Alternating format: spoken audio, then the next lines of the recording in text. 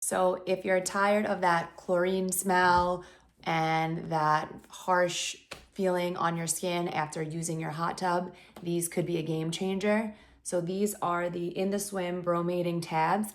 This is 3.5 or 3.5 pounds. And then inside they have the tablets and you just throw them into the water.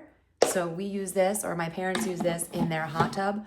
Every time I was going in their hot tub, I was getting a strong odor from their hot tub. So my dad switched over to using these because they're low odor option and they don't irritate our skin at all. So we made the switch to these in the hot tub and it's been a game changer. And they still help to keep the water looking crystal clean and clear, which is fantastic. These are a perfect option if you have sensitive skin and you're looking for a low odor way to keep your water nice and clean. Again, we use these in our hot tubs, but they say on the back here that you can also use them in your swimming pool.